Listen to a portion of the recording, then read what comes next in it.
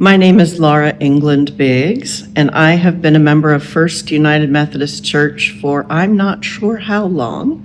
I've been coming a lot longer than that with my dad, David England, and I feel at home here. I am here to talk about the courage to persevere today. The biggest example of perseverance I can think of in my life lately has been the recent book banning challenges in Fremont, where I work.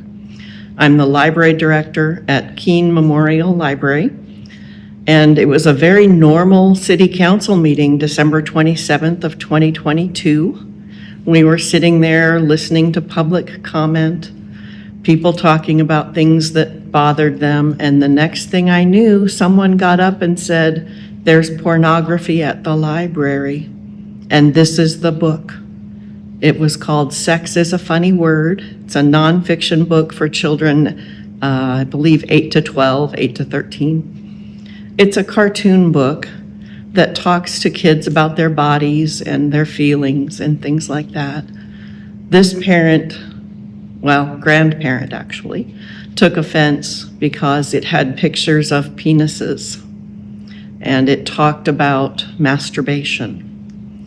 There were topics they felt were inappropriate, and they felt the best way to address this was to come to the city council rather than talk to the library staff, which is the normal procedure. The next day, my city administrator, my mayor, and my library board president and I all met, and my mayor instructed me to move the book. It should be moved to the adult section because it's not appropriate for children. My board president and I said, "That's not how this works." And he said, "Yes, but it will make her go away." Guess what? She didn't go away. She went through the formal process of requesting the reconsideration. The library board had to go through the process of reading the book because she didn't accept my judgment that the book was appropriate. She appealed to the library board. The library board agreed the book was appropriate and would stay in the library. That got her started down another path where she protested Juno Dawson's "This Book is Gay." It is written for a young adult or teenage audience, and yes, it is more graphic. However, for some kids, they don't have anyone to turn to. All they have is books. So this was placed appropriately in the young adult section.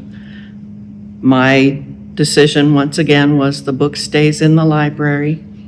The library board affirmed my decision, and this time she chose to take it to the city council, where there were at least 50 people in attendance, and city council meetings usually get 3 or 4 department heads and nobody else.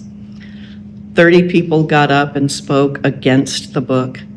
25 got up and spoke in support of the library and said, "You can decide what your kids read. You don't get to decide what I read and what my kids read," which was always our point. You don't argue the book, you argue the concept of freedom to read. The city council, after the mayor spoke and said this book is obscene and if there's a tie, I will vote to remove it, the city council voted 5-3 to keep it. And that, my friends, is called perseverance. We went through 5 months of being called pornographers, groomers, and pedophiles, but I knew what I was doing was right and that Jesus would be on our side.